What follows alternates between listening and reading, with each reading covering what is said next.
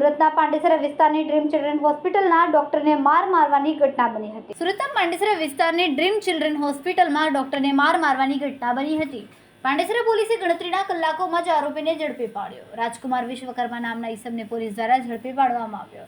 મનોજ પ્રજાપતિ નામના ડોક્ટરને રાજકુમાર દ્વારા માર મારવામાં આવ્યો. બાળક અંદર મારવાની દવા પી જતા તેને હોસ્પિટલ લાવવામાં આવ્યા હતા. ડોક્ટર દ્વારા 48 કલાક ઓબ્ઝર્વેશનમાં રાખવાનું જણાવતા પરિવાર બાળકને લઈને ચાલ્યો ગયો હતો. ત્યારબાદ બાળકના સંબંધી રાજકુમાર વિશ્વકર્મા હોસ્પિટલ પર આવ્યા અને ડોક્ટર સાથે મારામારી કરી હતી. રાજકુમારે ડોક્ટરને 10 થી 12 જેટલા તમાચા માર્યા હતા. સમગ્ર ઘટના સીસીટીવીમાં કેદ પણ થઈ છે. ડોક્ટરે આ સમગ્ર મામલે પાંડેસરા પોલીસ સ્ટેશનમાં અરજી કરી.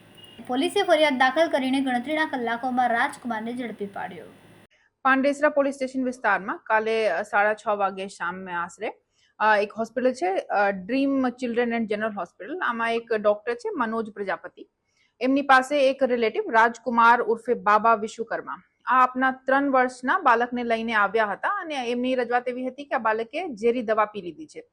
તો એના પછી ડોક્ટરે સલાહ આપી કે એમને એડમિટ કરવું પડશે અને કદાચ જો મરીઝ સિરિયસ હોય તો એમને બીજી જગ્યા પર રેફર કરવું પડી શકે છે. તો આ પછી આ લોકોએ ઇલાજ નથી કરાવ્યા અને ત્યાંથી જતા રહ્યા.